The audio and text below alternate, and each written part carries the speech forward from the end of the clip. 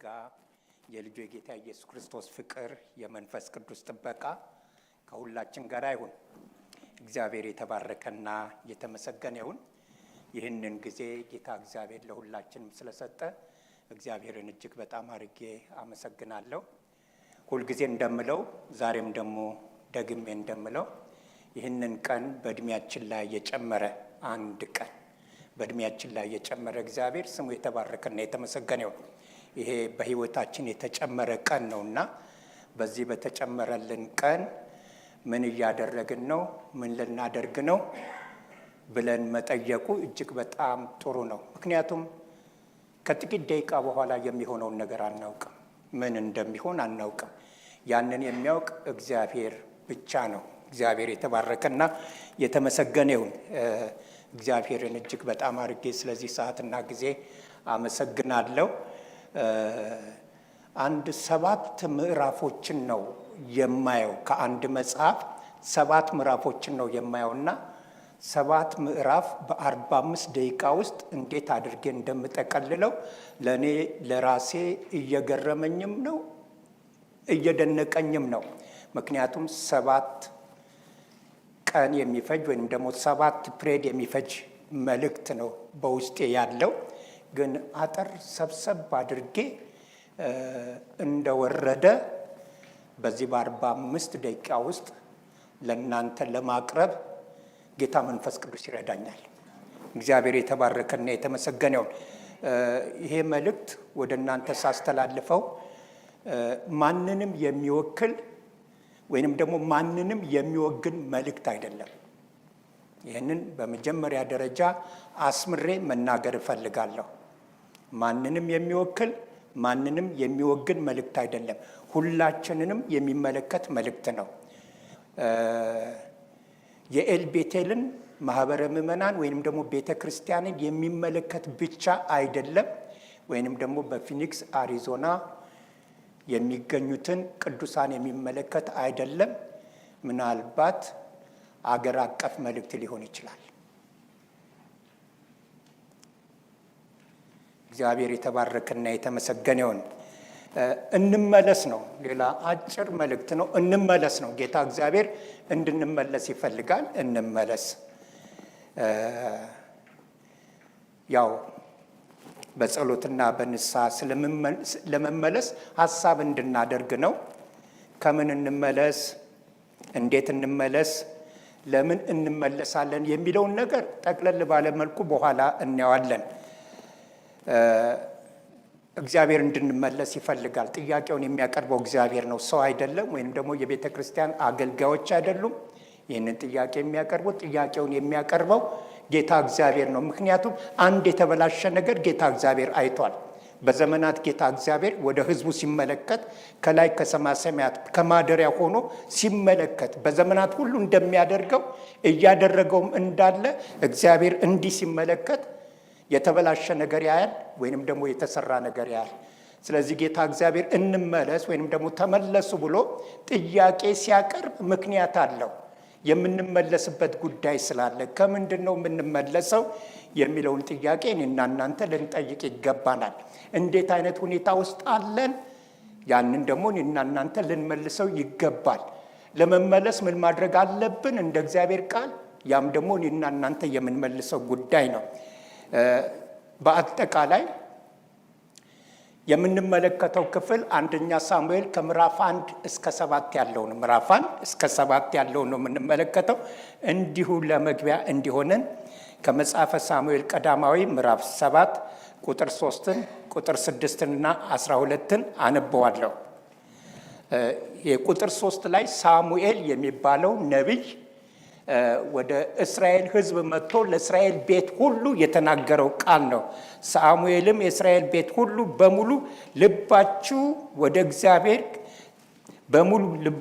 እግዚአብሔር ከተመለሳችሁ እንግዶችን፣ አማልክትና አስቶራትን ከመካከላችሁ አርቁ፣ ልባችሁንም ወደ እግዚአብሔር አቅኑ፣ እርሱንም ብቻ አምልኩ፣ ከፍልስጤማውያን እጅ ያድናቸዋል ብሎ ተናገረ። እግዚአብሔር የተባረከና የተመሰገነውን ወደ እግዚአብሔር ተመለሱ፣ በፍጹም ልባችሁ፣ በፍጹም ሐሳባችሁ፣ በፍጹም ፈቃዳችሁ ወደ እግዚአብሔር ተመለሱ። እናንተ ደግሞ ወደ እግዚአብሔር ስትመለሱ ልባችሁን ወደ እግዚአብሔር ስታቀኑ እርሱንም ብቻ ስታመልኩ። ማን ብቻ ይመለክ? ማን ብቻ ይመለክ? እግዚአብሔር ብቻ። ምክንያቱም ከእግዚአብሔር ጋር ተዳብሎ የሚመለክ ነገር ስላለ ነው። ያ ነገር ሳሙኤል ስለገባው በዘመናት ሁሉ በሰዎች ሕይወት የሚሆን አንድ ነገር አለ። ከእግዚአብሔር ጋር ተዳብሎ የሚመለክ ነገር አለ። ልድገመው፣ ከእግዚአብሔር ጋር ተዳብሎ የሚመለክ ነገር አለ። ስለዚህ አሁን እግዚአብሔርን ብቻ አምልኩ። እናንተ ደግሞ እግዚአብሔርን ብቻ ስታመልኩ እሱ እግዚአብሔር እናንተን ከያዘው እጅ ያድናቸዋል። በዛ ጊዜ እስራኤላውያኖችን በቁጥጥር ስር ያደረጉ፣ ምርኮ ያደረጉ፣ ባሪያ ያደረጉ ፍልስጤማኖች ስለነበሩ በጊዜው ሁኔታ፣ ስለዚህ ከነሱ እጅ እግዚአብሔር ያድናቸዋል። እግዚአብሔር የሚያድን አምላክ ስለሆነ በዚህ ጊዜ ህዝቡ ተሰብስቦ አንድ ውሳኔ ሲወስን እንመለከታለን። ቁጥር 6 ላይ ምጽባ በምትባል ቦታ ተሰበሰቡና ህዝቡ በአንድ ላይ ሆኖ ውሃም ቀድተው በእግዚአብሔር ፊት አፈሰሱ። በኋላ መጣበታለሁ። ይሄ ውሃ ቀድቶ ማፍሰስ የሚባለውን በኋላ መጣበታለሁ። ውሃም ቀድተው በእግዚአብሔር ፊት አፈሰሱ። በዚያንም ቀን ጾሙ። በዚያም እግዚአብሔርን በድለናል አሉ። ሳሙኤልም በእስራኤል ልጆች ላይ በምጽባ መፍረድ ጀመረ ይላል። ንስሐ ሲገቡ እንደ ጾሙ መጾም ብቻ አይደለም፣ እግዚአብሔርን በድለናል ብለው የንስሐ ጸሎት ሲያደርጉ በዚህ ቦታ ላይ እንመለከታለን። ስለዚህ አሁን ያደረጉትን ነገር እናያለን። ግን ወደዚህ ሁኔታ እንዲመጡ ያደረጋቸው ነገር ምንድን ነው? ንስሐ ሊገቡበት የሚገባ ነገር ምንድን ነው? የሆነባቸው ነገር ምንድን ነው ብለን ስናይ ወደ ኋላ መለስ ብለን የምናያቸው በጣም ብዙ ጉዳዮች አሉ። በጣም ብዙ ጉዳዮች የኔና የእናንተን ሕይወት ያካተተና ያማከለ ነው። እያንዳንዱ ምዕራፍ ከምዕራፍ 1 ጀምረን እስከ ምዕራፍ 7 ስንመለከት እንደዛ ነገር እናገኛለን። ለምሳሌ ምዕራፍ 1 ላይ ሄደን ስንመለከት በጣም የሚያስገርም ታሪክ ነው። በጣም የሚወደድ ታሪክ ምዕራፍ 1 አንደኛ ሳሙኤል ምዕራፍ 1 በጣም የሚወደድ ታሪክ ነው። የሃና ታሪክ ነው። ሃና ወደ ጌታ ወደ እግዚአብሔር እንደጸለየች ነው። ጣውንቷ ፍናና ስላበሳጨቻት፣ ስላናደደቻት፣ ስለሰደበቻት ወደ ጌታ ወደ እግዚአብሔር እንደጸለየች፣ መሃን ስለነበረች፣ ባዶ ስለነበረች፣ ልጅ ስላልነበራት እና እንደ ጸለየች የእግዚአብሔር ቃል ይናገራል። ግን በጣም የሚገርመው ነገር እሷ ትጸልያለች። በእግዚአብሔር ቤት ደግሞ ዋና ሆኖ የተቀመጠው ኤሊ ስለ እሷ ጸሎት ምንም እንዳልገባው የእግዚአብሔር ቃል ይናገራል። እሷ ስለ ጸሎት ገብቷታል። ረጅም ዓመት በእግዚአብሔር ቤት ያገለገለው በመቅደስ ውስጥ ያለው ካህን ግን ስለ ጸሎት አይገባው። በጣም የሚገርም ነገር ነው። እየጸለየች እያለ የንቀት ቃል ሲናገራት እንመለከታለን። ስካርሽ እስከ መቼ ድረስ ነው ሲል አይገርማችሁም? ወደ እግዚአብሔር ቤት መጣ። በመቅደስ እየተመላለሰች እያለ የመቅደሱ አገልጋይ ንቀት ሲያደርግባት፣ ትችት ሲተቻት እና አንድ ነገር ይታያቸዋል አይደለ? በዚህ ቦታ ኤሊ ስፍራ እንደለቀቀ የመቅደሱ አገልጋይ ሆኖ በመቅደሱ እያገለገለ ኤሊ ስፍራ ለቋል። በኋላ መጣበታለሁ። ቀላል ስፍራ መልቀቅ አይደለም ኤሊ ያደረገው። ዛሬ እግዚአብሔር ይጠብቀኝ እያልኩኝ ነው። እኔ በእግዚአብሔር ቤት እያገለገልኩኝ ረጅም ዓመት አስቆጥሬ እግዚአብሔር አምላክ ብዙ ነገር በሕይወቴ አድርጎ ስፍራ እንዳለቅ፣ ስፍራ ሳለቅ ብፁዕ መሰናበትን እንዲሰጠኝ እግዚአብሔርን እየጠየቅኩ ነው። እንዳማረብኝ እንዳንቀላፋ እግዚአብሔርን እየጠየቅኩ ነው። ምናልባት ወደ ኋላ ስመጣበት የኤሊን ታሪክ ስትመለከቱ ኤሊ እንዳማረበት እንዳላንቀላፋ ታያላችሁ። አላውቅም መቼ እንደሚሆን እንዴት እንደሚሆን እግዚአብሔር አምላክ የሚፈርድበት ቀን ይመጣል። እግዚአብሔር አምላክ የሚፈርድበት ቀን ይመጣል። በእግዚአብሔር ቤት ዕቃ ተጫውተን የምንጨምርስበት ዘመን አይሆንም። ዕቃ መጫወታችንን የሚያስቆምበት ቀን ይመጣል። ስለዚህ ተቻት፣ እንደ ሰካራም ሴት ቆጠራት። የወይን ጠጅ እንደጠጣች ቆጠራ። አልጠጣሁም አለችው፣ አልሰከርኩም አለችው። ልቧ ያዘነባት ሴት ነኝ አለችው። እግዚአብሔር ልጅ እንዲሰጠኝ እየጸለይኩ አለች። በዛ ድካም ውስጥ ሆኖ ግን እግዚአብሔር በውስጡ ቃል አስቀመጠ። ዛሬ በድካም ውስጥ ሆነን እግዚአብሔር በልባችን ቃል ያስቀምጥ። የልመናሽን ቃል እግዚአብሔር ይስማ አለ። ክብር ለኢየሱስ ይሁን። እግዚአብሔር ይስማሽ አለ። አሜን። አንዳንድ ጊዜ አገልጋዮቻችን እዚህ ሆነው በድካም የሚናገሩትን ቃል እግዚአብሔር ይሰማል። አሜን። ለምን እንደምናገረው አላውቅም፣ እግዚአብሔር ግን ያውቃል። እና ሐና ጸነሰች፣ ወንድ ልጅ ወለደች። ክብር ለኢየሱስ ይሁን። ክብር ለኢየሱስ ይሁን። እግዚአብሔር አምላክ በሳሙኤል ሕይወት ሊሰራው የፈለገ አንድ ትልቅ ስራ አለ ማለት ነው። እግዚአብሔር አምላክ ሽፍት ሊያደርገው የፈለገው ነገር አለ። እግዚአብሔር አምላክ ለውጥ ሊያደርግ የፈለገው ነገር አለ። ልክ መንግስታት እንደሚለዋወጡ አንድ ፕሬዝዳንት አገልግሎ ሌላ ፕሬዝዳንት አሸንፎት በቦታው እንደሚቀመጥ እግዚአብሔር አምላክ አየና የአገልግሎት ሽፍት ሊያደርግ ጌታ እግዚአብሔር ፈለገ። የመቅደሱን አገልግሎት ለሱ ለሚመቸው ሰው እግዚአብሔር መስጠት ፈለገ። ግን በጣም የሚገርመው ነገር ያንን የሚመቸውን ሰው ጌታ እግዚአብሔር ለማምጣት ያንን የሚመቸውን ሰው ወደ መቅደሱ ለማምጣት እግዚአብሔር አምላክ ባዶ ማህፀን ተመለከተ። መሃን ማህፀን ተመለከተ። አንድ ነገር ልንገራችሁ፣ እግዚአብሔር ሊሰራ ሲፈልግ ከምንም ነገር ተነስቶ ይሰራል። ከባዶ ነገር ተነስቶ ይሰራል። ካላሰባችሁትና ካልጠበቃችሁት ካልታመናችሁበት መንገድ እግዚአብሔር አምላክ መስራት ይጀምራል። አንድ ነገር እነግራችኋለሁ፣ እግዚአብሔር አምላክ በመካከላችን ይሰራል። እግዚአብሔር አምላክ በጎ ነገርን ያደርጋል። እግዚአብሔር አምላክ ሰላምን ያደርጋል። እግዚአብሔር አምላክ ደስታን ያደርጋል። እግዚአብሔር አምላክ ግን መልካምና በጎን ነገር ለማድረግ አይናችሁ በሞላ ሰው ሳይሆን አይናችሁ ባልሞላ ሰው እግዚአብሔር ይሰራል። አሜን አሜን። ምናልባት ዛሬ እዚህ መድረኩ ላይ እኔና ሌሎቻችን አይኖቻችሁ ሞልተን ተቀምጠን ከሆነ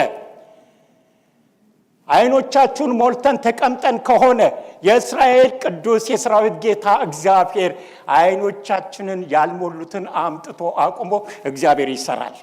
አሜን ይሰራል። አሜን ይሰራል። አሜን ይሰራል። ከዚህ በፊትም እንደተናገርኩት ዛሬም ደግሜ እናገራለሁ። የእስራኤል ቅዱስ የሰራዊት ጌታ እግዚአብሔር ይህንን ሳያሳየኝ ብፁዕ መሰናበትን አይሰጠኝም። ከዚህ በፊት እንደነገርኳችሁ ዛሬም እናገራለሁ።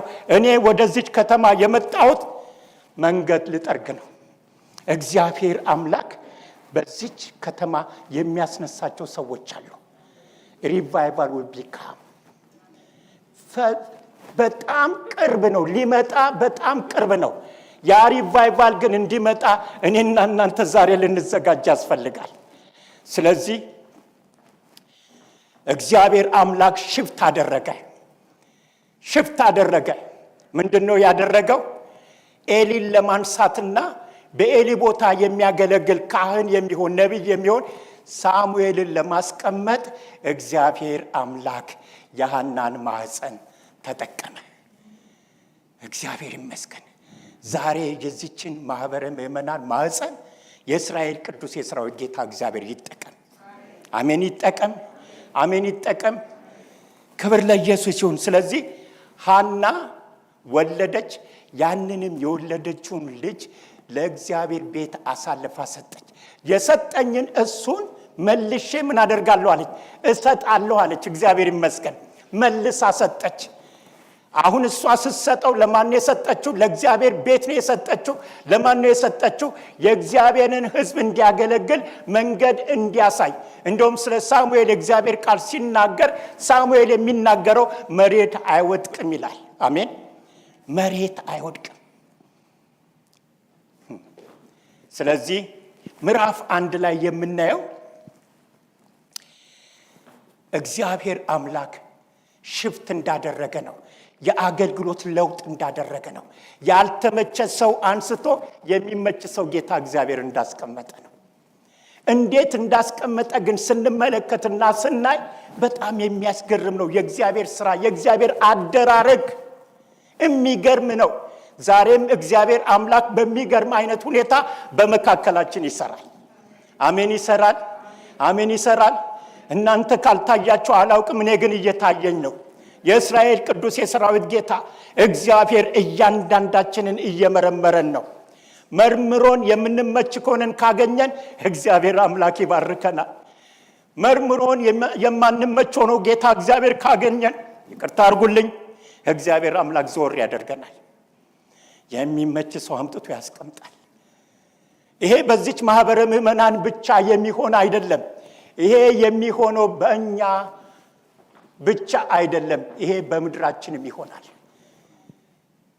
በኋላ መጣበታለሁ ምን አይነት ኮራፕሽን እንደነበረ በዚህ ጊዜ በኤሊ ዘመን ምን አይነት ኮራፕሽን እንደነበረ በኋላ መጣበታለሁ። ታዩታላችሁ። የሚያስገርም ነገር ነው። እንኳን እግዚአብሔርንና ሰውን የሚያስቆጣ ነገር ነበር እየተደረገ ያለው። ዛሬ እኮ መቆጣት አክቶን ነው እንጂ መናደድ አክቶን ነው እንጂ በቤተ ክርስቲያን በምድራችን ቤተ ክርስቲያን በአንዳንድ ቦታዎች የሚሆነው ነገር እኮ አይደለም እግዚአብሔርን እኛንም የሚያስቆጣ ነው። ታውቁታላችሁ። አንድ ነገር ልንገራችሁ፣ እግዚአብሔር ተቆጥቷል። በኤሊ ዘመን እግዚአብሔር እንደተቆጣ እግዚአብሔር አምላክ በዚህ ዘመን በምድራችን ላይ ተቆጥቷል። እግዚአብሔር አምላክ በቤተ ክርስቲያን ላይ ተቆጥቷል። ከኛ ስንፍና የተነሳ ምድራችን ጉስቁልና ውስጥ ገብታለች። ከኛ ስንፍና የተነሳ ሕዝብ ጉስቁልና ውስጥ ገብቷል። ከዛ ጉስቁልና የሚያወጣን ይላል። ስለዚህ እግዚአብሔር አምላክ አመጣና ኤሊን ሳሙኤልን አመጣና አስቀመጠው። ሳሙኤል ከተቀመጠ በኋላ ምዕራፍ 2 ላይ ሄደን ስንመለከት የሚገርም ነገር ነው። የሐናን ጸሎት እናገኛለን። ሐና እናት ብቻ አይደለችም፣ ነብይም ናት። እግዚአብሔር የተባረከና የተመሰገነ ይሁን። ሳሙኤልን አሳልፋ መስጠት ብቻ አይደለም፣ እግዚአብሔር ግን ነገርን በውስጧ ያስቀመጠናት። ከኤሊ የበለጠ ነገርን እግዚአብሔር አምላክ በሷ ውስጥ አስቀምጧል። ስትተነብይ እንመለከታታለን። አትታበዩ፣ በኩራት አትናገሩ። እግዚአብሔር ይገላል፣ እግዚአብሔር ያድናል፣ እግዚአብሔር ሀብታም ያደርጋል፣ እግዚአብሔር ድሃ ያደርጋል፣ እግዚአብሔር ብዙ የወለደችውን መካን ያደርጋል፣ መካኒቷን ደግሞ 7 እንድትወልድ ያደርጋል። እውነቷን እኮ ነው። 6 ልጆች ነው የወለደችው። 3 ወንዶችና 2 ሴቶች ከሳሙኤል በኋላ ወልዳለች። የእግዚአብሔር ቃል ይናገራል። የተነበየችው ነው የሆነላት። እየሆነ ያለውን ነገር ተመለከተችና እግዚአብሔር አምላክ እኮ ሀብታሞችን ድሃ ማድረግ ይችላል፣ ድሃዎችን ሀብታም ያደርጋል፣ ትልቁን ትንሽ ማድረግ ይችላል፣ የወጣውን ማውረድ ይችላል አለች። እግዚአብሔር አምላክ ነገሮችን የሚገለብጥ እንደሆነ በሌላ መንገድ ምን እያደረገች ነው? ለኤሊ እየነገረችው ነው። ያወጣህ እግዚአብሔር ያወርድሃል። ዛሬ በምድራችን ብዙ የወጡ አሉ። እግዚአብሔር አምላክ ደግሞ እንዳወጣ ማውረድ ይችላል። whatever it is በቤተ ክርስቲያን ይሁን ከቤተ ክርስቲያን ውጪ I don't care ያወጣ እግዚአብሔር ማውረድ ይችላል። ካልተመቸው ያወርድሃል፣ የተመቸውን ደግሞ ያወጣል እግዚአብሔር። ስለዚህ ሐና በጸሎቷ ያ እንደሆነ ስትናገር እንመለከታለን። በዚህ በምዕራፍ 2 ላይ ስታዩትና ስትመለከቱት ምዕራፍ 2 ቁጥር 22ን ሄዳችሁ ስትመለከቱ በጣም የሚያስፈራ ቃል እዛ ጋር ታገኛላችሁ። ኤሊም እጅግ አረጀ ይላል። ማን ያረጀው? በእግዚአብሔር ቤት እኮ በቤተ መቅደስ ውስጥ እያገለገለ ነው ያረጀው። እጅግ አረጀ። ልጆቹም በእስራኤል ሁሉ ላይ ያደረጉትን ሁሉ በመገናኛው ድንኳን ደጅ ከሚያገለግሉ ሴቶች ጋር እንደተኙ ሰማ። የሁላቸው የከፋው ኃጢአት ምዕራፍ 2 ላይ ያንን ነው የሚገልጠው። ሐና ችግሩን እየተናገረች ነው ያለችው።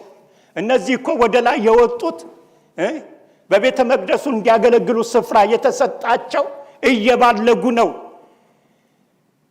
ስፍራ የተሰጣቸው ስፍራቸውን እንደሚያሳጣቸው አላወቁም። እየባለጉ ነው። ብልግናቸው ደግሞ ቀላል ብልግና አይደለም። በቤተ መቅደሱ ከሚያገለግሉ በመገናኛው ድንኳን ከሚያገለግሉ ጋራ እግዚአብሔር ይጠብቀን። ከነሱ ሴቶች ጋራ ነው የተኙት ይላል።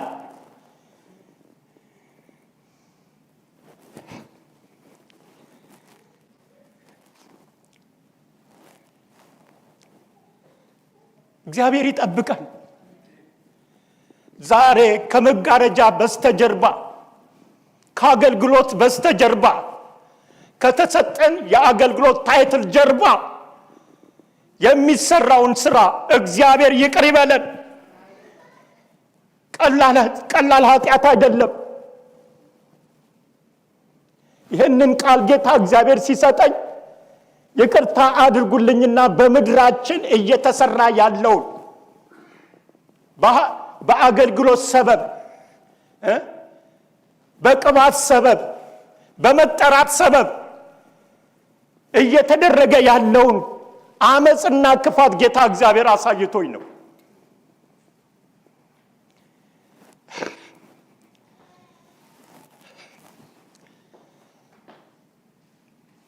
በተቻለኝ መጠን ራሴን ለመቆጣጠር እሞክራለሁ።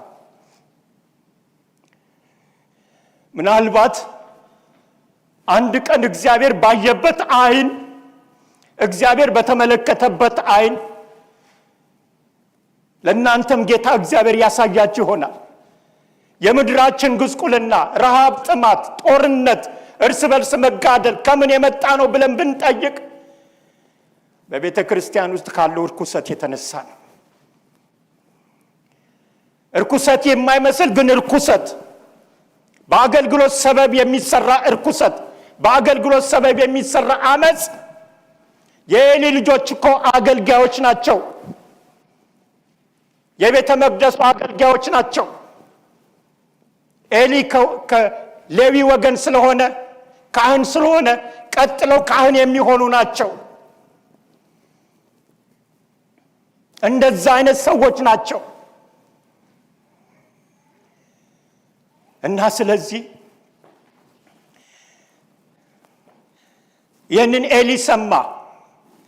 ቁጥር 23 ላይ ያለውን ነገር ስንመለከት እርሱም አላቸው፣ ስለ ክፉ ስራችሁ ከዚህ ሕዝብ ሁሉ ሰምቻለሁ። ስለምን እንዲህ ታደርጋላችሁ? እና ቁጥር 24 ላይ አንቡት እናንተ ምን እንደሚል። የእግዚአብሔርን ሕዝብ ኃጢአተኛ በማድረጋችሁ ስለ እናንተ በደረሰኝ ወሬ መልካም አይደለም፣ መልካምም አይሆንም አለ። ምን አደረጋችሁት አለ? ምን አደረጋችሁት አለ? የእግዚአብሔርን ሕዝብ ኃጢአተኛ አደረጋችሁት። በእናንተ ኃጢአት ምክንያት የእግዚአብሔር ሕዝብ ኃጢአተኛ ሆነ። በእናንተ ምክንያት የእግዚአብሔር ማደሪያ ቀደሰ፣ የእግዚአብሔር ማደሪያ ረከሰ። በእናንተ ምክንያት፣ በአንድ ሰው ምክንያት፣ በሁለት የኤሊ ልጆች ምክንያት ምን ሆነ? ምን ሆነ? ሕዝቡ ረከሰ። የእግዚአብሔር ሕዝብ ረከሰ። እረ ጌታ እግዚአብሔር ይጠብቀን። እረ እግዚአብሔር ይጠብቀን። በእኔ ምክንያት ቤተ ክርስቲያን አትርከስ፣ በእናንተ ምክንያት ቤተ ክርስቲያን አትርከስ። ለዚህ እኮ ነው ወደ እግዚአብሔር እንመለስ የምንለው። ለምንድን ነው ሌላው እንዲመለስልን የምንጠብቀው? ለምንድን ነው ሌላውን ተመለስ የምንለው? ለምንድን ነው ጸሎትን ጸልይ ተብሎ ሲጠራ መተን ማንጸልየው? ጥሩ ሰዎች ሆነን ነው? ማንነታችሁን እግዚአብሔር ይንገራችሁ።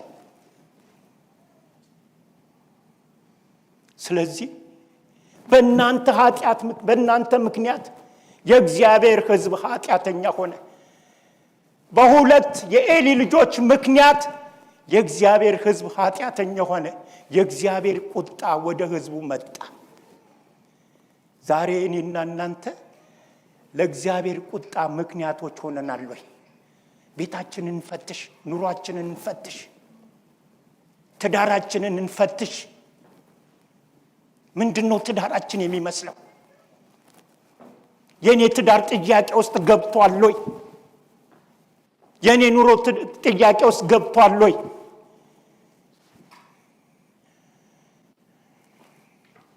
ዛሬ ብዙ የምናገረው ነገር አለ። እግዚአብሔር ተናገር ስላለኝ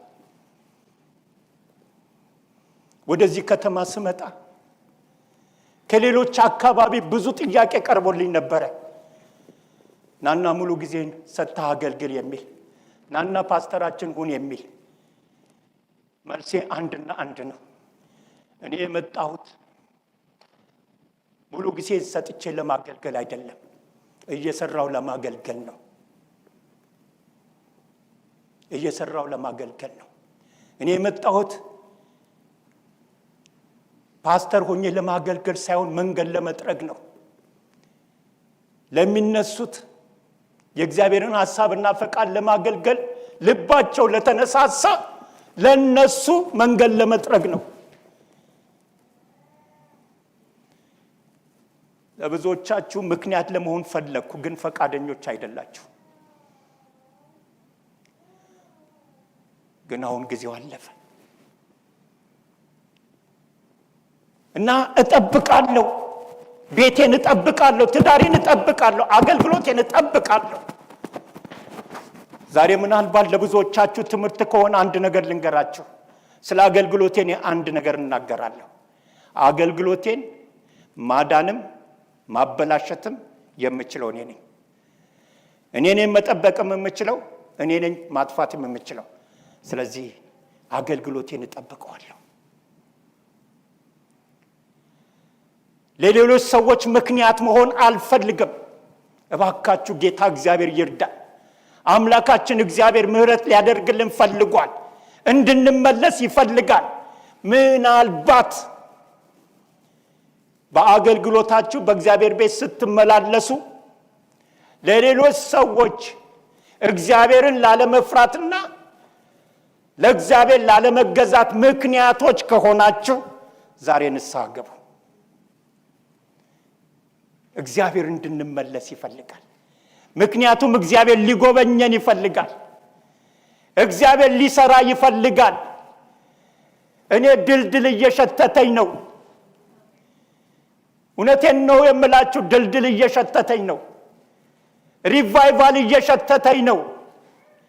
እግዚአብሔር አምላክ እኛን እየጠበቀን ነው። የኛን መስተካከል፣ የኛን መስማማት፣ የኛን መቀባበል፣ ለሌሎች ሰዎች መጥፋትና መውደቅ ምክንያት አለመሆን እግዚአብሔር እየጠበቀ ነው።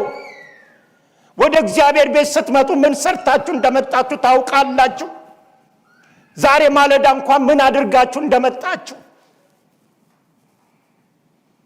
በምን ተመካክራችሁ እንደመጣችሁ ታውቃላችሁ።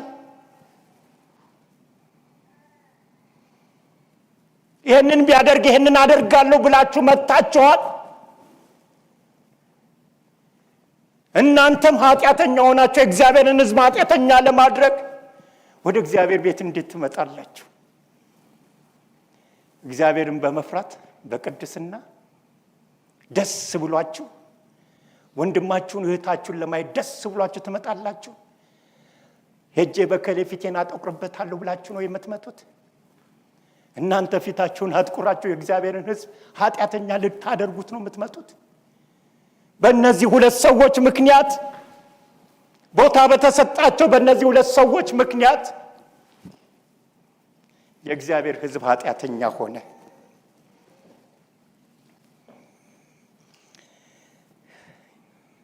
በዚህ ጊዜ ነው ኤሊ ብቻ አይደለም ነገሩን ያየው፣ ሐና ብቻ አይደለችም ነገሩን ያየችው፣ እግዚአብሔርም አይቷል። ምዕራፍ 2ን በደንብ አድርጋችሁ ተመልከቱት። እግዚአብሔር አምላክ ወደ ኤሊ መልእክተኛ ላከ። ባጠገቡ ያለውን ሰው አልሰማም። ምናልባትም ያውቀኛል ብሎ አይቶ ነው የሚናገረው ብለው ኧረ እኔ አይቼ አይደለም የምናገር።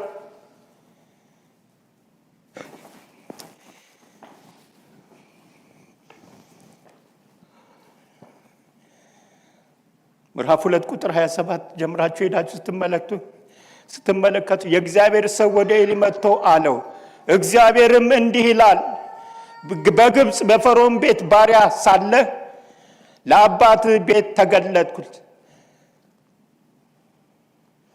ስለ አሮን ከእስራኤል ነገድ ሁሉ ካህን ይሆን ዘንድ በመሠዊያዬ ላይ ይሰዋ ዘንድ ዕጣን የሚያጥን ዘንድ ኤፉድን በፊቴ ያለብስ ዘንድ ለእኔ መረጥኩት።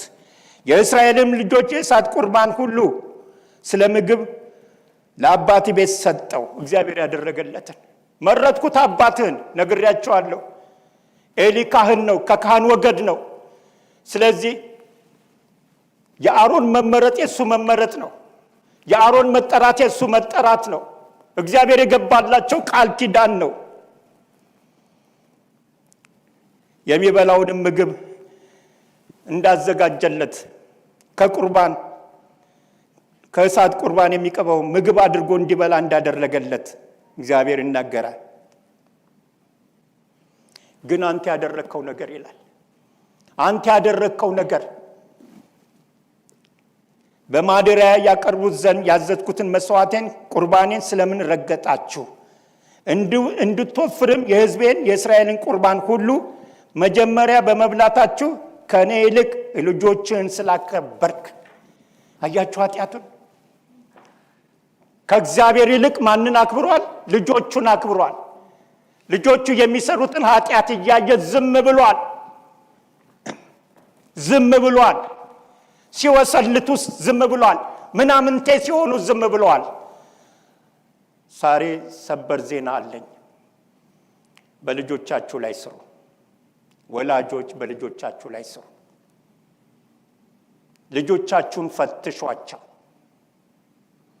ወደ እግዚአብሔር ቤት ይመጣሉ። ወደ እግዚአብሔር ቤት ግን እየመጡ ምን እያደረጉ ነው? ስለዚህ እግዚአብሔር አምላክ እንደተቆጣ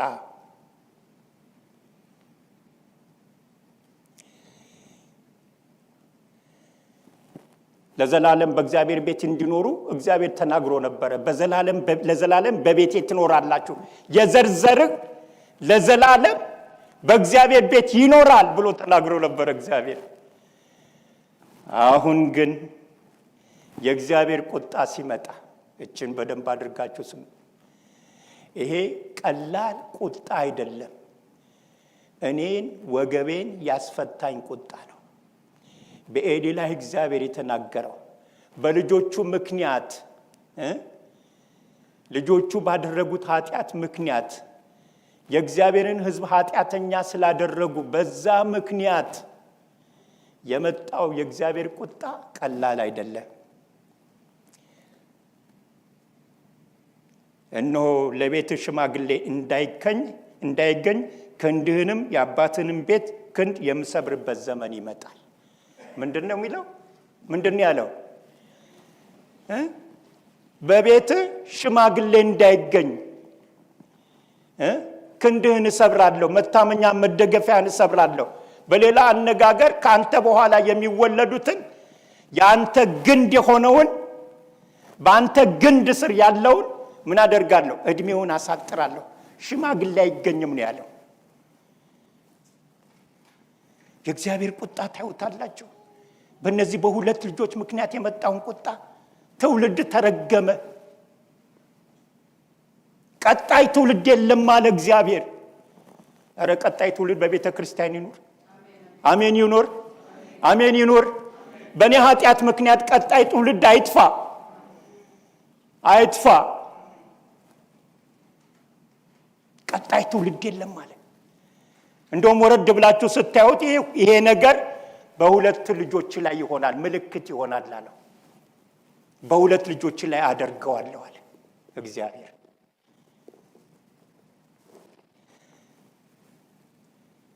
ምዕራፍ 3 ላይ ሄዳችሁ ስትመለከቱ እግዚአብሔር አምላክ ያንን ይሄ የእግዚአብሔር ሰው መጥቶ የተናገረው ለማረጋገጫ ኮንፈርም እንዲሆንለት በሳሙኤል በኩል ደግሞ ጌታ እግዚአብሔር ይናገራል። በሳሙኤል በኩል ተናገረ። ሳሙኤልን እግዚአብሔር ተናገረው። ኤሊ መጣና ምን አለህ አለው። አይ ለጆሮ ጭው የሚያደርግ ነገር ነው የተናገረኝ እግዚአብሔር አለው። እሱ እግዚአብሔር ነው የወደደውን ያደርጋል። ከዚህ በኋላ ልከለክለው አልችልም። እግዚአብሔር ሊያደርግ ከተነሳ ልንከለክለው አንችልም። እግዚአብሔርን ከቁጣው ልንመልሰው የምንችለው በአንድና አንድ መንገድ ብቻ ነው፣ በመመለስ። አሜን፣ በመመለስ። ስለዚህ እግዚአብሔር አምላክ እፈርዳለሁ አለ። በቃ ሽማግሌ በቤትህ አይገኝም አለ። ከዚህ በኋላ ሽማግሌ የለም አለው። ይሄ ደግሞ በሁለት ልጆች ላይ ይሆናል አለ። ከዛ ምዕራፍ 4 ላይ ሄዳችሁ ስትመለከቱ እስራኤላኖች በፍልስጤማኖች ተከበቡ። ፍልስጤማኖች መጡና ከበቧቸው። ጦርነት ተጀመረ። እስራኤላኖች ማሸነፍ ልማዳቸው ነው። እግዚአብሔር ከነሱ ጋር ስለሆነ ማሸነፍ ልማዳቸው ነው። ስለዚህ እናሸንፋለን ብለው ወጡ። በፍልስጤማኖች እጅ ተመቱ። ቁጥር 1 እግዚአብሔር ቁጣ ጀመረ። ልክ ሲመቱ እንዴት በፍልስጤማኖች እጅ እንሸነፋለን? መሸነፍ የማያውቀው ሕዝብ እንዴት ይሸነፋል? ምክንያቱም እግዚአብሔር ከሱ ጋር የሌለ ሕዝብ ይሸነፋል። ስለዚህ ዛሬ እግዚአብሔር ከኛ ጋር ሊሆን ይፈልጋል። ለማሸነፍ በድል ለመውጣት እግዚአብሔር ከኛ ጋር ሊሆን ይፈልጋል። ስለዚህ አስታወሱ። አንድ ነገር ይጎለናል አሉ። የተሸነፍንበት ምክንያት አንድ ነገር ነው አሉ። ኤሊንም አላማከሩትም። ሽማግሌዎች፣ የእስራኤል ሽማግሌዎች የቃል ኪዳን ታቦትን ከመቀመጫው ላይ ከኪሩቤሉ ላይ አንስተን ወደ ሰፈር እናምጣው አሉ። አነሱና አመጡት። የቃል ኪዳን ታቦቱን ይዘው መጡ። ታውቃላችሁ፣ የቃል ኪዳን ታቦቱን ለእስራኤል ሁሉ ነገር ነው። ለእስራኤል ሕዝብ ሁሉ ነገር ነው። የቃል ኪዳን ታቦቱ አለ ማለት እግዚአብሔር አለ ማለት ነው። የቃል ኪዳኑ ታቦት አለ ማለት ድል አለ ማለት ነው። ማሸነፍ አለ ማለት ነው። በረከት አለ ማለት ነው። የቃል ኪዳኑ ታቦት አለ ማለት እግዚአብሔር አለ ማለት ነው። ስለዚህ እግዚአብሔር አለ ማለት ነው፣ ማሸነፍ አለ ማለት ነው ብለው የቃል ኪዳን ታቦቱን ምዕራፍ 4 ላይ ስትመለከቱት አመጡት። ወደ ሰፈር አመጡት። ወደ ጦርነቱ ቦታ አመጡት። በጣም የሚገርመው ግን የቃል ኪዳኑ ታቦት ሲመጣ ከቃል ኪዳን ታቦቱ ጋር ማን መጥቶ ነበረ? የኤሊ ልጆች አብረው መጥተው ነበረ። ፐርፐዝሊ ነው ሳሙኤል ይህችን ቃል ያስቀመጠው። እነሱ አብረው መጥተው ነበረ። ምን አይነት ሰዎች? የእግዚአብሔርን ሕዝብ ኃጢአተኛ ያደረጉ፣ እግዚአብሔርን ያስቆጡ የቃል ኪዳኑን ታቦት ይዘው መጥቷል። ምናልባት እነሱ ተሸክመውት መጥቶ ሊሆን ይችላል። ግን የቃል ኪዳን ታቦቱ ሲመጣ የተለመደ ነው። እግዚአብሔር በመካከላቸው እንዳለ ነው ያሰቡት። እልልታው ቀለጠ፣ ጩኸቱ ቀለጠ፣ መዝሙሩ ቀለጠ፣ ጩኸቱ ቀለጠ። የፍልስጤማኖች ሕዝብ እስኪሰማ ድረስ፣ ወታደሩ እስኪሰማ ድረስ እንዴ በእስራኤል ሰፈር ምን ሆነ? ጩኸት አለ፣ ዝማሬ አለ፣ እልልታ አለ። ምንድን ነው? ይሄማ የተለመደ ነገር ነው። አምላካቸው እግዚአብሔር ወደ ሰፈራቸው መጥቷል። ጠላት እኮ አወቀ። ያ ጩኸት እግዚአብሔር እንደመጣ የሚያሳይ ጩኸት እንደሆነ ጠላት አወቀ። የተለመደ ነገር ነው።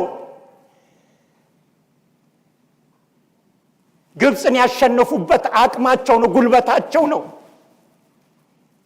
በተለያዩ ከተሞች ጦርነት ገጥመው ያሸነፉበት ነው። አቅማቸው ነው፣ ጉልበታቸው ነው። ያውቃሉ። ፍልስጤማውያኖችም ይህንን ያውቃሉ። አምላካቸው እግዚአብሔር መጥቷል፣ በእነሱ መካከል ተገልጧል። ስለዚህ ጠንክረን እንዋጋ። ባሪያ እንዳደረግናቸው ባሪያ እንዳያደርጉን። ምክንያቱም እስካሁን እስራኤል የፍልስጤማውያን ባሪያ ናቸው። አሁን የቃል ኪዳኑ ታቦት ከመጣ ፍልስጤማውያኖች ነገሩ ይገለበጣል አሉ። ምክንያቱም የሚገለብጥ እግዚአብሔር ስለመጣ እና ስለዚህ ምን ሆነ? ጠንክረን እንዋጋለን አሉ። ጠላት ሁል ጊዜ ጠንክሮ ይዋጋል። የሚበላውን አጥቶ እንደሚያገሳ አንበሳ በዙሪያችን ይገኛል፣ ይኖራል። ደከም ብለን ካገኘን ይመታናል። ስለዚህ ለመምታት ወጡ። ጦርነት ገጠሙ። ፍልስጤም አሸነፈ። የቃል ኪዳን ታቦቱ ተማረከ። እግዚአብሔር የተናገረው ሆነ። የኤሊ ልጆች ሞቱ። ሽማግሌ በቤት አይገኝም ማለት በወጣትነታቸው ሞቱ። እግዚአብሔር እንደተናገረ ሆነ። እግዚአብሔር እንደተናገረ ሆነ። እግዚአብሔር ይናገራል። እግዚአብሔር ያለውን ያደርጋል። የተናገረውን ያደርጋል። እግዚአብሔር አጠፋለሁ ካለ ያጠፋል፣ አድናለሁ ካለ ያድናል። ክብር ለኢየሱስ ይሁን። ዛሬ ለኔና ለእናንተ መዳን ነው። የጥፋት መልእክት አይደለም ይዤ የመጣሁት፣ ግን የማዳን መልእክት ነው ይዤ የመጣሁት። እምንድንበት ግን መንገድ አለው።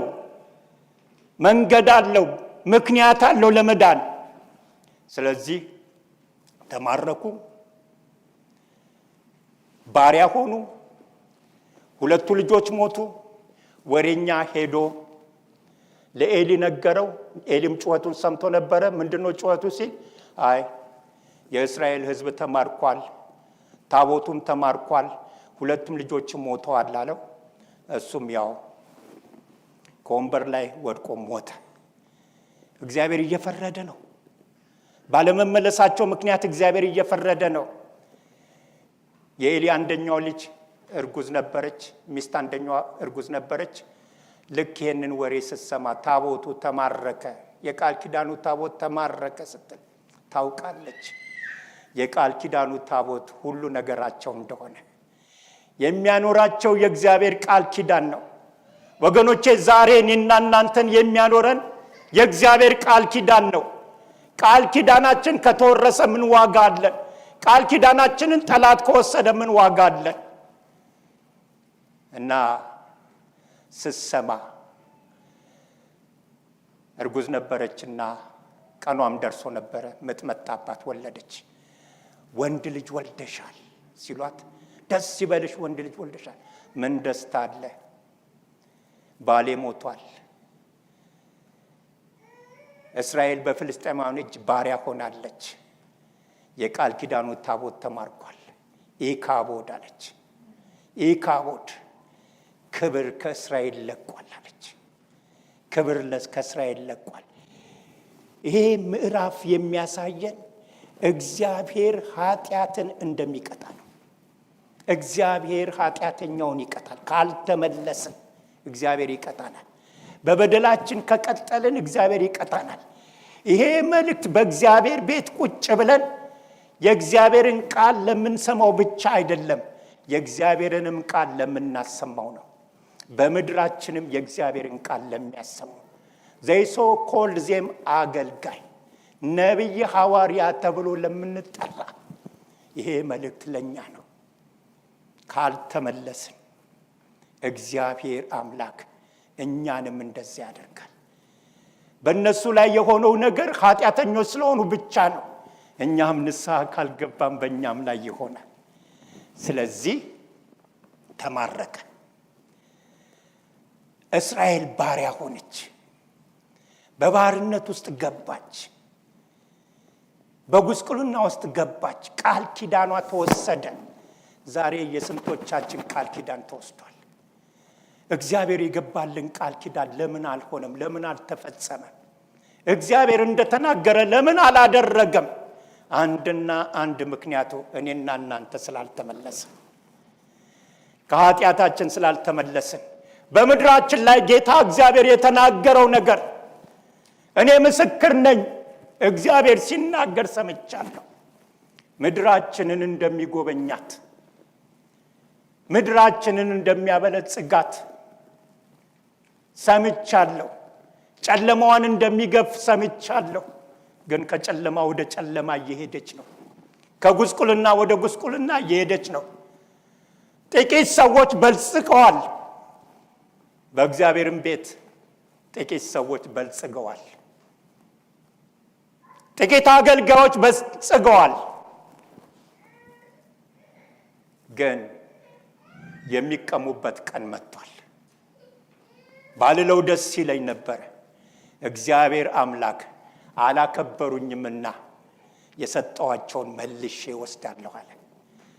ልክ አሁን እንደተወሰደበት የእስራኤል ሕዝብ እንደተወሰደበት ቃል ኪዳኑ እንደተወሰደበት ይወሰድብናል። ስለዚህ ንስሐ እንግባ፣ ወደ እግዚአብሔር እንመለስ። ታቦቱ ተማረከ። ምዕራፍ 5 ምዕራፍ 6 ሄዳችሁ ስትመለከቱ ያ የተማረከ ታቦት፣ ያ የቃል ኪዳን ታቦት በራሱ ስራ ሲሰራ ማንም ሳያግዘው ፍልስጤማውያኖችን ጠላቶቻቸውን ሲያስጨንቅ እንመለከታለን። እዛ ሄዶ በበሽታ ሲመታቸው፣ ምድራቸውን ሲያጎሳቁል፣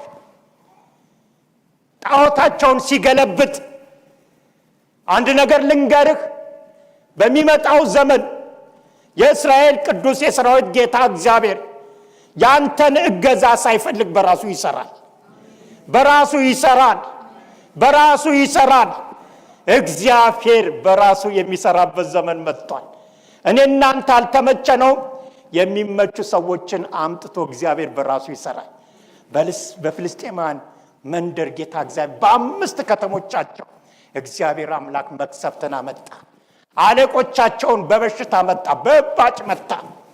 ልክ በግብፅ ምድር እንዳደረገው እስራኤላኖችን ከግብፅ ምድር ለማስለቀቅ ተአምራት እንደሰራ የእስራኤል ቅዱስ የሰራዊት ጌታ እግዚአብሔር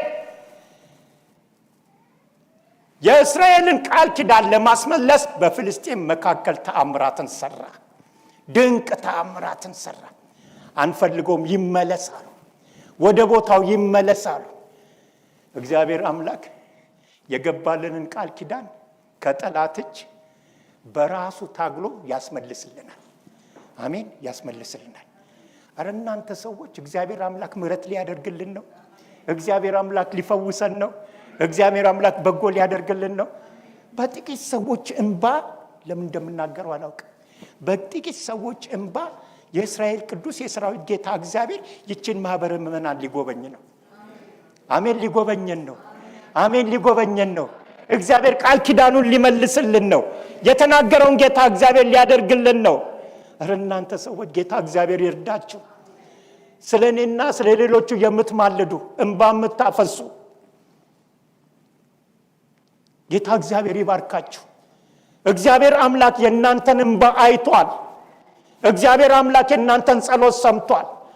በምድራችን ጌታ እግዚአብሔር ጉስቁልና ለማንሳት እግዚአብሔር አምላክ የተናገረውን ቃል ለማድረግ የጥቂት ሰዎችን ጸሎት ጌታ እግዚአብሔር ሰምቷል። ዳዊት ይህንን መልእክት ይዘልኝ ትሄዳለህ። እግዚአብሔር አምላክ ምድራችንን ይጎበኛል። እግዚአብሔር አምላክ በእግዚአብሔር ላይ ያሾፉትና የቀለዱትን ልክ በኤሊ ዘመን በልጆቹ ላይ እንዳደረገ እንዲሁ ያደርጋል። እግዚአብሔር አምላክ የሚሰራበት ዘመን መጥቷል። እግዚአብሔር አምላክ ታሪክ ሊለውጥ ነው። እናንተ ሰዎች ታሪክ ይለወጣል። እንዳዘንን አንቆይም፣ እንዳለቀስን አንቆይም። ስለዚህ ምዕራፍ 4 እና ምዕራፍ 6 እና ምዕራፍ 5 እና ምዕራፍ 6 ላይ በራሱ ተዋግቶ በእኛ መካከል አይሁን ይመለስ ብለው ላምጭ ነው መለሱት እና ወደ እስራኤል መንደር ታቦቱ ገባ። አሜን። ታቦቱ ገባ።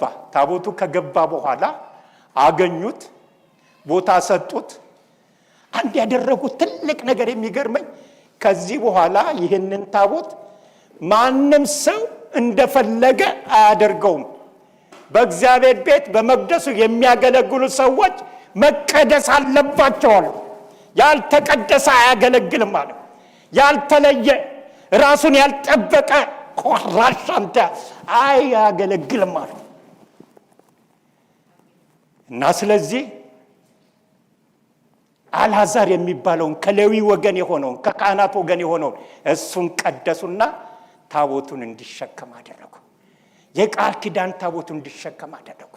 ምዕራፍ 7 ላይ ሄዳችሁ ስትመለከቱ ያንን ነው የምታገኙት። በጣም የሚገርም ነገር ነው። ሃሌሉያ።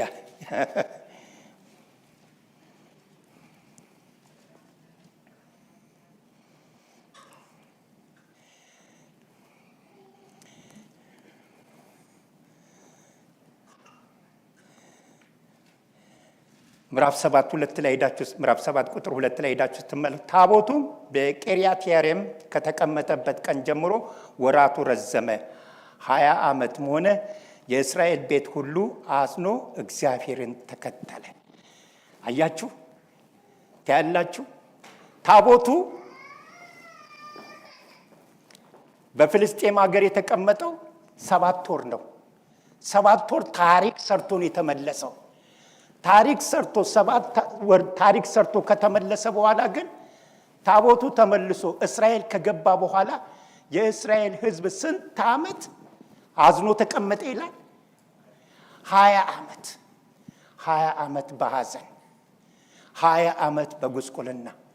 ተግት እዚህ ከተማ ከመጣን ስንት ዓመታችን ነው? 21 ይበቃል። 20 ዓመት አዝኖ ተቀመጠ።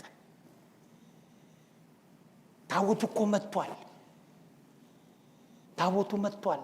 20 ዓመት አዝኖ ተቀመጡ። 20 ዓመት እያለቀሱ ተቀመጡ።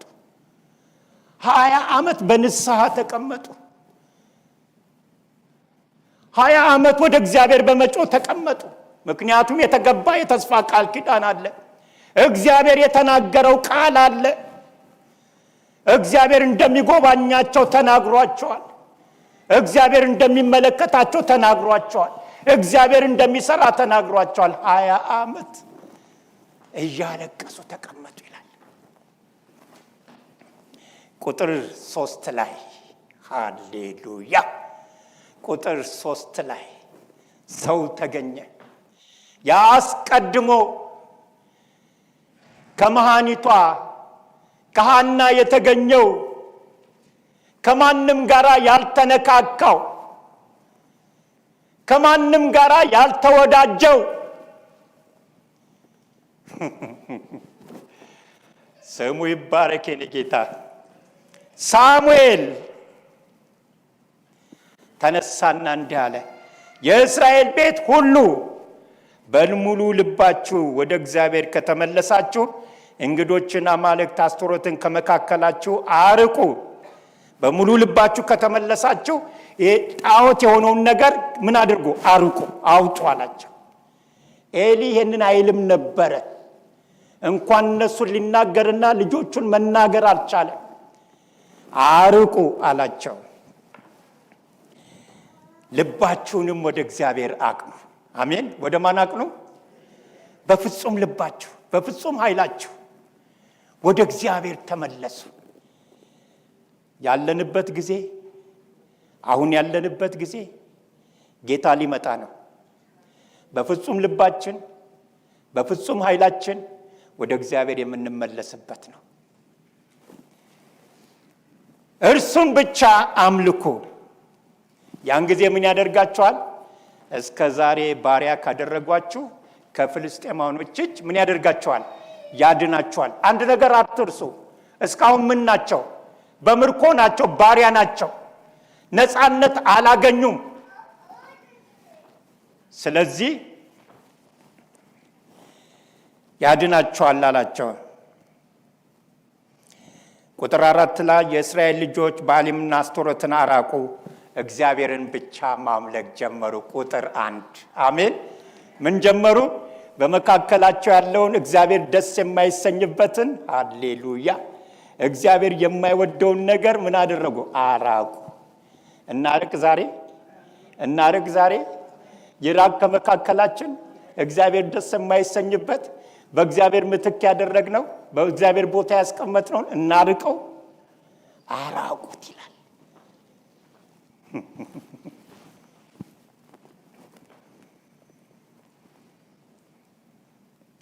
ከዛ በኋላም እንዲህ አላቸው፣ እናንተ ያንን ካደረጋችሁ፣ ጣዖታችሁን ካራቃችሁ፣ ወደ እግዚአብሔር ከተመለሳችሁ፣ እኔ ደግሞ ስለ እናንተ ምን አደርጋለሁ? ወደ እግዚአብሔር እጸልያለሁ። ይኸውላችሁ ታድሶ እንዲመጣ ሪቫይቫል እንዲሆን 2 ነገሮች ያስፈልጋሉ። አንደኛ ወደ እግዚአብሔር መመለስ እና እግዚአብሔር የማይወደውን ነገር ከኛ ማራቅ። ሁለተኛ መጸለይ። እጸልያለሁ አለ። ከዛ በኋላ ቁጥር 6 ላይ ወደ ምጽጳ ተሰበሰበ፣ ሕዝቡም ተሰበሰበና ውሃ ቀድተው በእግዚአብሔር ፊት አፈሰሱ። ምን ቀድተው? ውሃ ቀድተው በእግዚአብሔር ፊት አፈሰሱ። አንዳንድ ቴዎሎጂያኖች ይሄ ውሃ ቀድተው በእግዚአብሔር ፊት ማፍሰሳቸው በቃ ደስታቸውን መግለጣቸው ነው። ከመድኃኒቴ ምንጭ ውሃ በደስታ ቀዳለሁ ስለሚል ደስታቸውን መግለጣቸው ነው። እግዚአብሔር ወደኛ እየተመለሰ ነው ብሎ ደስታቸውን መግለጣቸው ነው ይላሉ። ይሄ ውሃ ቀድቶ በእግዚአብሔር ፊት ማፍሰስ፣ አንድ ውሃ አሁን አንስቼ እኔ እንዲህ ባፈሰው ምን ይሆናል? መሬት ላይ ከፈሰሰ በኋላ የፈሰሰው ውሃ አይታፈስም ነው አይደለም የሚባለው? መልሰን ወደ ቦታው ማስቀመጥ እንችላለን፣ ለመልሰው እንችላለን። ከዚህ በኋላ እግዚአብሔር ደስ ያልተሰኘበትን፣ እግዚአብሔር ያልወደደውን፣ እግዚአብሔር የጠላውን ይሄው እንዲያፍስሰነዋል። መልሰን ውስጣችን አናገባው። እንዴት አይነት ንስሐ ነው! እንዴት አይነት መመለስ ነው! ይሁንልን ለኔና ለናንተ። እናፍስ፣ ውሃውን እናፍሰው፣ በደላችንን እናፍሰው፣ ኃጢአታችንን እናፍሰው፣ እግዚአብሔርን አለመፍራታችንን እናፍሰው፣ እርማችንን እናፍሰው። እግዚአብሔር የማይወደውን አፈሰሱት። ከዛ በኋላ ሳሙኤል ወደ ጌታ ወደ እግዚአብሔር ጸለየ። ያው ጠላት ልማዱ ነው። ሲጸልዩ ወደ እግዚአብሔር ሲመለሱ አሁን የተዘናጉ መሰለው እና ፍልስጤማውያኖች ሊወጓቸው መጡ። ጦርነት ጀመሩ። ግን እስራኤላኖች አልተዋጉም። እነሱ ወደ እግዚአብሔር ነው የተመለሱት። እነሱ ወደ እግዚአብሔር ነው የጸለዩት። በንጹህ ልብ ነው የሚጸልዩት። እግዚአብሔር የማይፈልገውን ነገር ሁሉ አስወግደዋል። ከዚህ የተነሳ ምን ሆነ ይላል? እግዚአብሔር ነጎድጓድ ላገ፣ ጠላቶቻቸውን ምን አደረጋቸው? አንጎዳጎዳቸው። ከዛ በኋላ እስራኤላኖች ፍልስጤማውያኖችን መቱ። የተወሰደባቸውን ከተሞቻቸውን፣ ሰፈራቸውን አስመለሱ። ከዛ ቀን ጀምሮ ከፍልስጤማውያኖች እጅ ነፃ ወጡ። አሜን፣ ነፃ ወጡ።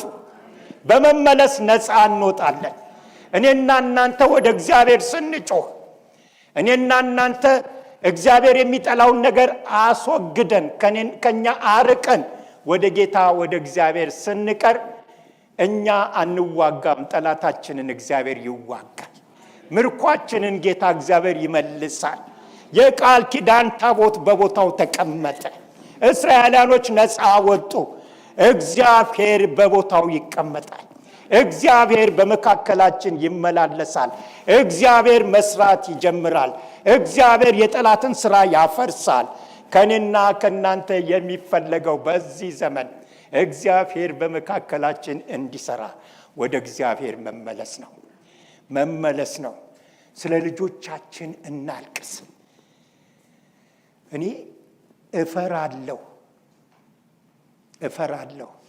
ልክ በኤሊ ዘመን እግዚአብሔር እንዳለው ከቤት ሽማግሌ አይገኝም እንዳይልኝ።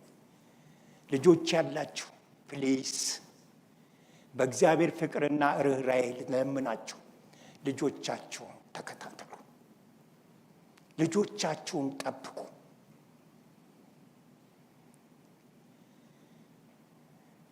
በእግዚአብሔር ቤት የምንመላለስ አገልጋዮች ምናልባት በእኔና በእናንተ ሕይወት ሕዝቡን ኃጢአተኛ የሚያደርግ የረከሰ ነገር ካለ፣ እግዚአብሔር የማይወደው ነገር ካለ እባካችሁ ራሳችንን እናስዳ። እኔ ራሴን ላስዳ፣ እናንተም ራሳችሁን አስዱ። ምእመናን በእግዚአብሔር ቤት የምትመላለሱ በውስጣችሁ መራራ ነገር ካለ፣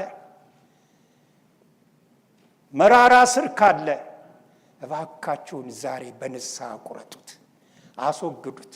እግዚአብሔር ሊሰራ መጥቷል። እግዚአብሔር መስራት ይፈልጋል። እግዚአብሔር አምላክ መስራት ይፈልጋል። ደመናው ተንጠልጥሏል፣ መውረድ ይፈልጋል። የሚወርደው እኔና እናንተ ስንመለስ ነው። ለምድራችን እንጸልይ፣ የከፋ ነገር እንዳይመጣ። ሰማዩ በኢትዮጵያ ጠቁሯል። በኃጢአት ምክንያት ጠቁሯል። ህዝቡ አይደለም ያጠቆረው፣ ኃላፊነት የተሰጣት ልትማልድ በንስሐ ልትመለስ ኃላፊነት የተሰጣት ቤተ ክርስቲያን አጥቁራዋለች። ይሄ የዲኖሚኔሽን ጉዳይ አይደለም። ፕሮቴስታንት ወይንም ካቶሊክ የሚባል ጉዳይ አይደለም። ኦርቶዶክስ የሚባል ጉዳይ አይደለም። የእግዚአብሔርን ስም የምንጠራ እግዚአብሔርን አሳዝነነዋል። እግዚአብሔርን አስቆጥተነዋል። ምናልባት አላውቅም፣